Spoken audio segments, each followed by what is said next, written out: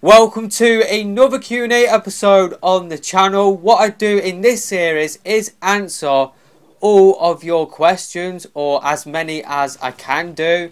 So pretty much what I do is go through the previous episode, look at the comment section of the previous episode and pick out as many questions as possible. Now I have fallen into a little bit of a backlog, so what I have done is rounded up the best questions from the past 3 episodes, just because the previous couple of episodes I have been looking at the comment section of a video that I did upload around about a month ago. So that episode is about a month old. So to try and get back up to speed and to catch up with this series, what I have done is looked at the previous 2 or 3 episodes and rounded up the best questions from those episodes, and I probably will still have a few of those questions left over for the next few episodes. So this intro's gone on for long enough. Let's just get into this Q&A episode. I'd just like to thank everybody who did leave questions in the comment section of the past few Q&A episodes. Apologies if I do pronounce the name wrong. But the first question of this Q&A episode comes in from Jose Soto. Snorf93, my question is, do you think Agent 8 has a real name and not just the agent title? That is definitely a really good question.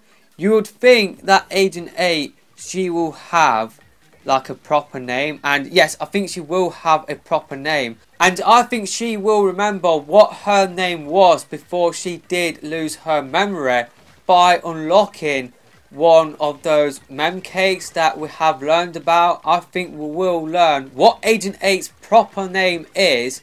I think we will learn about that when we do get that particular mem cake, and I think that is when we will learn what Agent 8's name is. And just to correct what I talked about earlier, of course Agent 8 could be male or female. So yeah, I think Agent 8 does have a proper name, and I think we will learn what this proper name is through one of the mem cakes. The next question comes in from Sharkbite792, and their question is, hey Snuff, do you think new weapons will be added when you complete the Octo expansion? To be honest with you, I'm not sure whether they will add the weapons from the Octo expansion, just because I'm not even sure if there is any sort of exclusive weapons within the Octo expansion.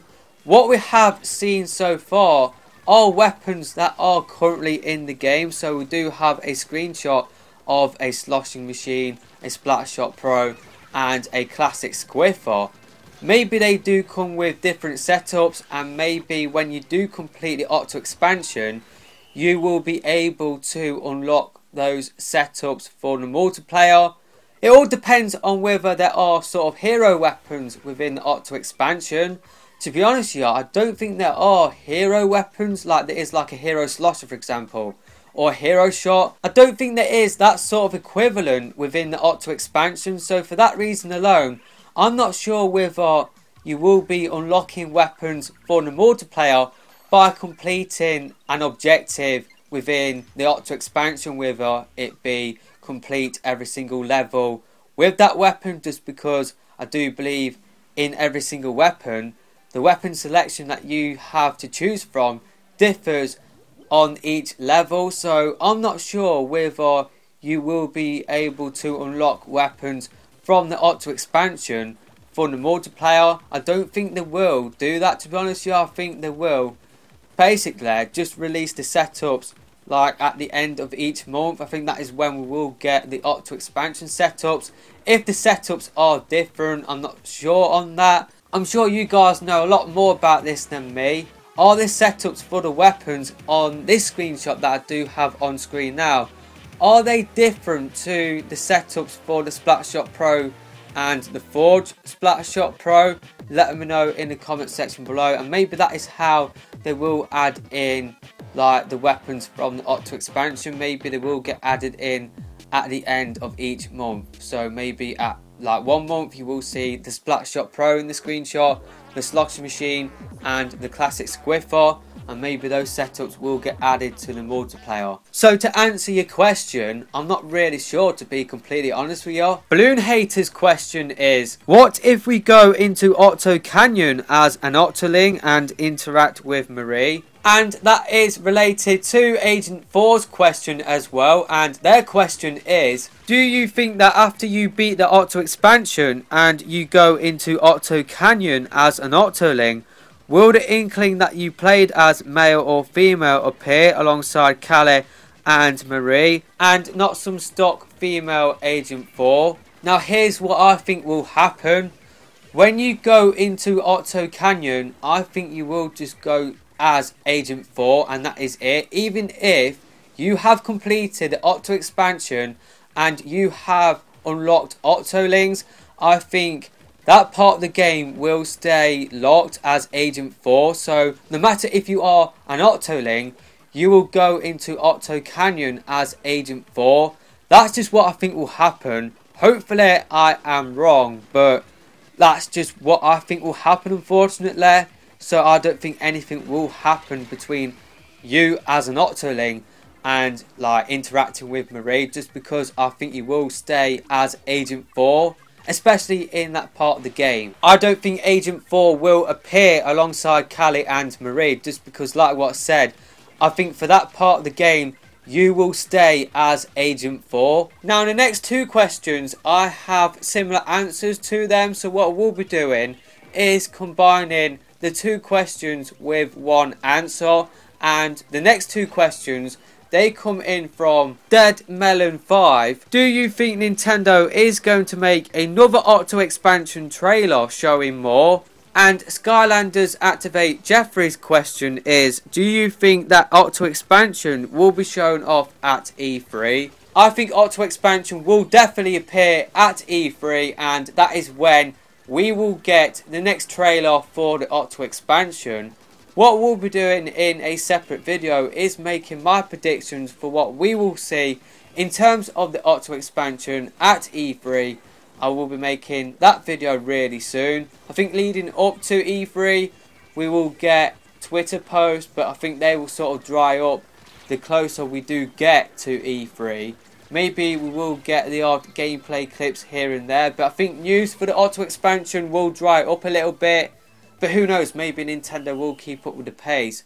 They are releasing quite a lot of gameplay clips, so maybe they will still do that. But I think in terms of Octo expansion news and in terms of major new details, I think that will be saved for E3. But I think we will get maybe the odd few Twitter posts from the Japanese Splatoon Twitter account, and then I think we will get some gameplay clips from Nintendo of Japan, Nintendo of America, and Nintendo of Europe as well. But yeah, I definitely do think the Octo expansion will be appearing at E3. Now Skylanders Activate Jeffrey has some more questions for me to answer, just because his first question, he asked that around about a month ago now, so I must apologise about the long wait for your answer. But the next question from Skylanders Activate Jeffrey is, do you think we will get another Octo expansion in Splatoon 2 that's paid like this one is? I guess it all depends on how successful Octo expansion is. If that paid DLC has sold a lot, if a lot of people buy Octo expansion, then I can definitely see Nintendo do another paid DLC, but maybe not, definitely not this year, but maybe in 2019, 2020. I could definitely see Nintendo doing another Octo expansion, maybe following up on the events of the Octo expansion, if of course you can follow up on the events in the Octo expansion, or maybe they would want to save any sort of new story elements for a Splatoon 3. So I guess it all depends on what Nintendo want to do. Do they want to save more story elements, like exploring more in the story? Do they want to save that for a Splatoon 3? But I guess that all depends on when Splatoon 3 will come out. I don't think we will see that anytime soon. So if that is the case, then maybe we will get another paid DLC. And I guess if Octo expansion is successful, maybe that could force Nintendo's hand and release more paid DLC to continue to support the game.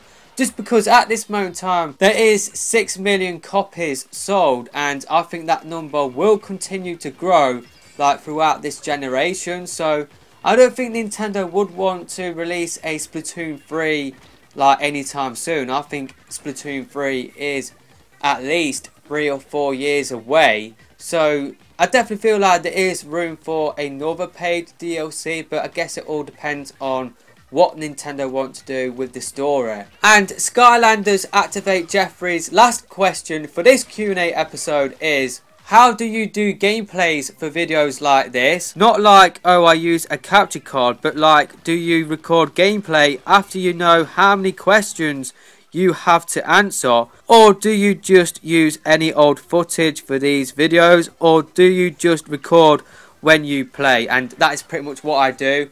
I record pretty much every single match, and I just delete the bad ones. I'm sure a lot of people will say, well, I'm surprised you are even using this gameplay in the background. But yeah, I am an average player at the game. That's just what I would say my sort of level is on Splatoon 2. And what I pretty much do is record as many gameplays as I can, like when I can, like play the game, just because I don't really have a lot of time to play the game. So when I do make videos, I want to make sure that I do have enough gameplays there so that I can put something in the background instead of just you guys watching screenshots. So pretty much my process is I record when I play Splatoon 2, and I record every single match, and then later on I look at all of the footage that I did record that day and delete all of like the bad gameplays that I got, and just keep all of the most entertaining gameplays. And then say like if this video goes on for like 20 minutes, then it will include gameplays that will last for 20 minutes. So you might be seeing like 3 or 4, 5 gameplays in the background, so that it does last for like the whole length. That does take me a while to save the video. It takes me like about an hour to save the video, and then it takes me about 20 minutes, or not 20 minutes, it takes me like 2 hours to upload a 20-minute video filled with gameplay. So yeah, that's just my process for like recording gameplays. Hopefully that did answer your question. The next question of this Q&A episode comes in from Help Me. It's What Woo Me. Do you think Octolings will be in Smash? And yes, I do think Octolings will be in Smash, but I don't think there will be like a playable character. I think they will be just a skin for the Inklings, and that is it. I can't remember the proper name for like skins in Smash, but I think all what there will be is just another costume, and that is it for the Inklings. I don't think they will get another playable character slot, but it would be cool if there was like Octolings as well as Inklings for you to play as in the game. But I think all what it will be is just a palette swap, and it will be a skin for the Inklings in the game at this moment in time. That's just what I think will happen, but maybe I could be wrong. Winged Pikmin has a question about the Octo expansion. Do you think there will be more timer stages than non-timer stages? I think there will be a mixture between all of the level formats within the Octo expansion. So I think you will see a mixture between levels that do have a timer and levels that don't have a timer. And also there will be levels in the game that are sort of like ranked matches within sort of the single player sort of setting. So we saw a gameplay clip of Agent 8 sort of playing Rainmaker. I think there will be equivalents for Tower Control, Splat Zones and Clan Blitz as well. So I think there will be a mixture. But then again, they do have 8 levels. So maybe most of them will be timer stages. But I think there will be a mixture between what we have seen in the single player, how you go from point A to point B. I think there will be non-timer challenges like kill 40 enemies to complete the level, and then you got timer stages, kill 20 enemies within like 1 minute to complete the level. That's just what I think will happen with the Octo expansion, but I could get it massively wrong. Maybe the Octo expansion will be heavily dominated by timer stages. Hopefully that isn't the case, just because I kind of don't like timer levels, just because I kind of feel pressured to do something within the timer. So yeah, I'm not sure how comfortable I will feel playing the Octo expansion, but I'm still looking forward to the DLC nonetheless. I really like the next question, which comes in from Ron Soy. What game will you make if you were the owner of Nintendo? And the first game I would make is a Pokemon game that is a remake of the Kanto games, so Red, Blue and Yellow. But it would be a HD version, third person, so it would be like Breath of the Wild, it would be like an open world game, and that's just my idea. It would be a traditional Pokemon game, but in HD, third person, and you know, got 3D models as well. That's just my perfect Pokemon game. I've dreamt of an open world Pokemon game built for the consoles. So that is the first game I would make. The second thing I would do is make a team to make a first person shooter that is sort of like James Bond, or I would buy the James Bond license, just because the James Bond video game license is still up in the air.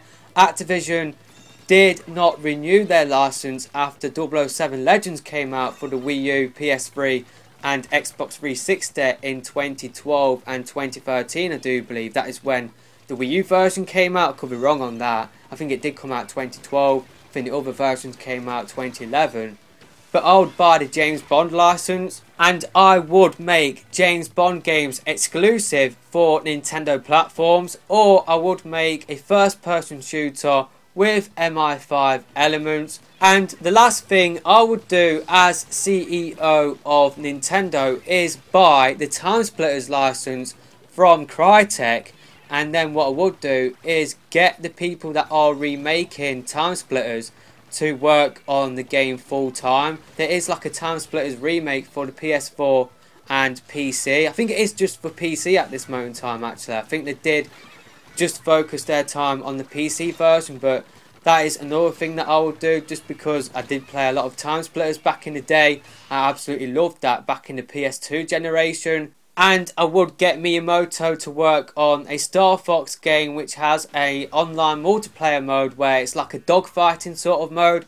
That's just the things that I would do as CEO of Nintendo. Some pretty out there ideas, so that is probably why I would never be CEO of Nintendo. I think I would probably drive Nintendo to bankruptcy with my ideas. But let me know your thoughts, and let me know what you would do if you were CEO of Nintendo and you could make any game that you wanted. Let me know what you would do in the comment section below. Definitely am looking forward to hearing what you have to say in the comment section below. Actually, the last thing I would get Nintendo to do is make Mario Kart 9. That is another thing that I am looking forward to. I'm sure the next Mario Kart game is already in the works, but that is just another thing that I'll do as well. And of course, get the Splatoon team to make more content for Splatoon 2, and then work on Splatoon 3 for the Switch, maybe release in 4 or 5 years time, and maybe get some other teams to work on some spin-off games as well in terms of Splatoon. Splatoon Master and Jatin Joge have pretty much asked the same question. Do you think Callie and Marie will be in Smash? That question comes in from Splatoon Master. Would you like the Squid sisters and Off the Hook in Smash? And that question comes in from Jatin Joge. Apologies if I have pronounced your name wrong. But yeah, definitely would love to see the Squid sisters and Off the Hook in Smash. But do I think they will be in Smash? I think they will be assist trophies, and that is all what they will be. If you could remove any special weapon in Splatoon 2 and replace it with a special weapon from Splatoon 1, what would it be? And that question comes in from Spare Part. And the special weapon that I would replace, I was thinking about replacing the Tenta missiles with the Ink Strike, but I kind of feel like the Ink Strike wouldn't really work that well in Splatoon 2, just because you don't have a touchscreen anymore. So the one that I'm going with is something which I have talked about before in a previous Q&A episode, and that is the Ink Jet. I would remove that and replace it with the Ink Zucard, just because I feel like the Ink Jet, you are so vulnerable up high, and the blast damage, it isn't really that much, so it is really hard to kill people when you are using the Ink Jet. So I would remove that and replace it with the ink Zuko. That is just the one thing that I would do. I wouldn't bring back something like the Kraken, just because that is, I think, a little bit overpowered. Even though it was really fun to use, it was just, you know, really annoying to come up against. Maybe you could bring back the Killer Whale and replace the Stingray, but yeah, I'll go with replacing the Inkjet with the Ink Zuko from Splatoon 1. Now, I'm going to pronounce your name wrong, so I must apologise about that. But the next question comes in from Nacho Cheze. Again, I must apologise if I did pronounce your name wrong. But their question is, what will be the next stage?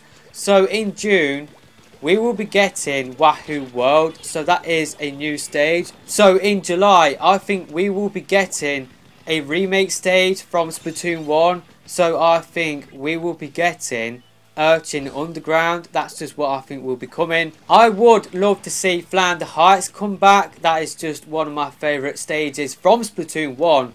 But I think the next stage will be Urchin Underground. I think I might have gotten the name of that stage wrong. You are watching some gameplay of that in the background right now, or soon to be in a minute, if I still got some gameplay left to run of the previous match. But yeah, I think it will be a stage from Splatoon 1. The next question comes in from the Frosty Ice Cream Slush. Wumet or Unges, I can't pronounce that. It's N-G-Y-E-S. I can never pronounce it, so I must apologise about that, but I think you know what I mean. Just because I can't pronounce it, I'm going with Wumet. Just because I love the Wumet sort of meme as well. I love the Wumet in a Vroomeh that represents Mario Kart. I just love that whole meme, how you got Wumet in the Vroomeh and you got other stuff that rhymes with Woomy as well, how people are making that as well. I saw a really funny one on Reddit about a courtroom. I can't remember the exact one, but there was a lot of Umis in there, so I've got to go with Woomy on that one. But that will be the last question of this Q&A episode. I'd just like to thank everybody that did leave questions for this Q&A episode. I've still got quite a lot of questions to answer from the last episode, so what we'll be doing in the next episode is doing a mixture of old questions that I did get in one of the previous episodes, and then what we'll do is combine it with questions that I do get in the comment section of this episode. So if I haven't answered your question yet, then I probably will do in the next episode. But that is pretty much it for this video. Just like to thank you all for watching this video. But that is it for this video, and I will see you next time.